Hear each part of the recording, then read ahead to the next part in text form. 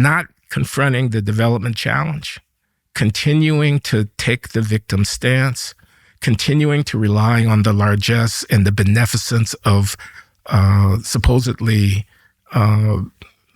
supportive white liberals is a disaster for Black people. It's not a disaster for the, what I call Negro cognoscenti, the anointed ones, the Michelle Obamas of the world, with respect, as much as I can muster. Not a disaster for those who are the ambassadors to white America on behalf of Black America, like your friend Al Sharpton. But a disaster for that kid who can't read. Yes. A disaster for that mother with 3 children and she doesn't know how she's going to feed them and she hasn't gotten an education. A disaster for the gangbanger who's running around firing his pistol aimlessly out the window at a gang rival and killing a 3-year-old sitting on her auntie's lap. It's a disaster for those people. There's no escaping the imperative to develop.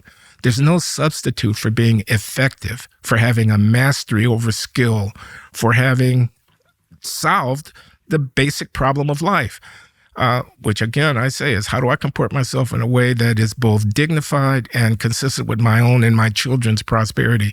That problem has to be faced. It still has to be faced. So I always blamed, again, not my world, and I've never really been that focused on these questions, but I live here, so it's like everyone's always talking about it. And I always blamed the Black leaders for this, for what you just described. I agree with everything you said. It seems obviously true.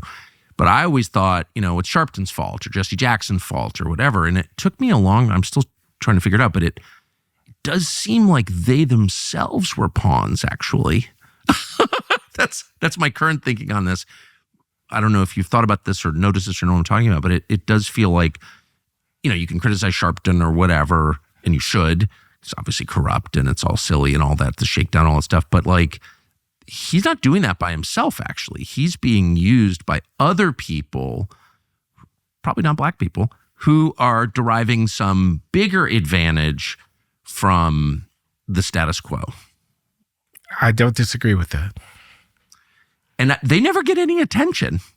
So if you're NBC and you're hiring Sharpton, again, I personally, as I told you last night, probably horrified you. I kind of like Sharpton because I think he's smart, he's amusing, but he's, I think been probably pretty bad for the country. I don't think he's helped Black people at all. But if you're NBC, why are you're deriving an advantage from the system that is not helping the people Sharpton says he supports? Why? They're never blamed for that, I guess is what I'm saying. Yeah, well, who would blame them? Conservatives. Yeah. Republicans would blame them. And they're racist, Yeah. So there's a lot of mess. These are statistics that people cite all the time. Black family life used to be much healthier than it is out of wedlock births and all of that. Of course, there was crime. Du Bois, in the Philadelphia Negro at the turn of the 20th century, is quick to point out that there was crime. But the violence, the gangs, the drugs, the lawlessness, the contempt for order.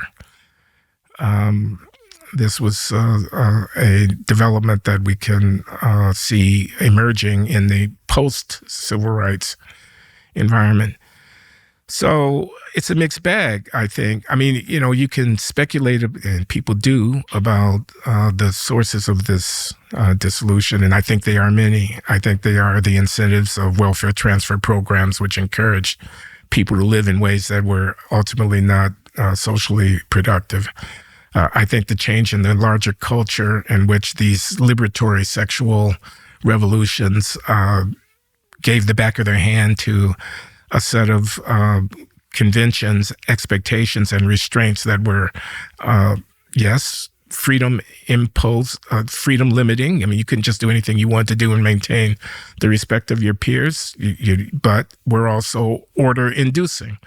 Freedom limiting, but order inducing, and provided a framework within which people could manage the difficult problem of how do we live decently? What do we do with our temptations? How do we restrain our appetites? How do we understand and then live up to our responsibilities?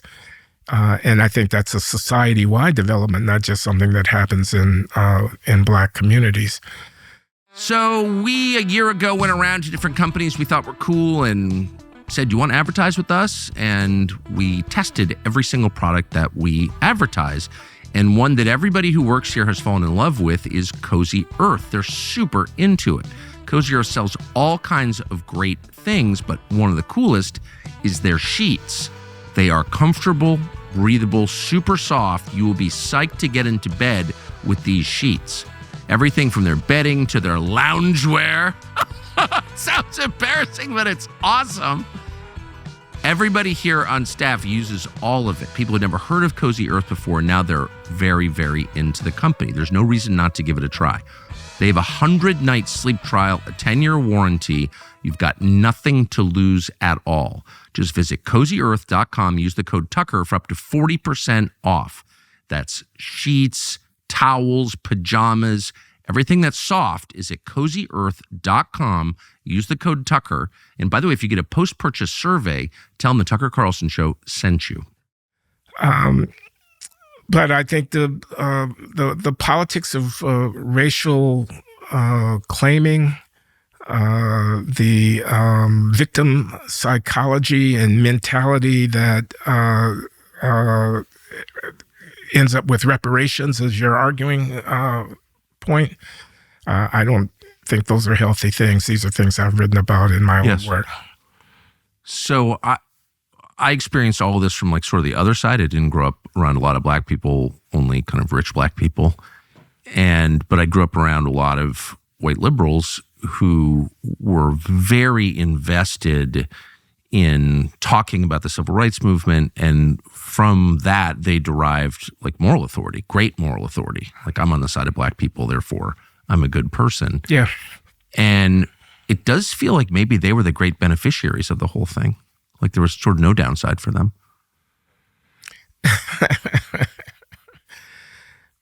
They got to pat themselves on the back about being virtuous, even if what they were doing at the end of the day wasn't helping to solve the problem.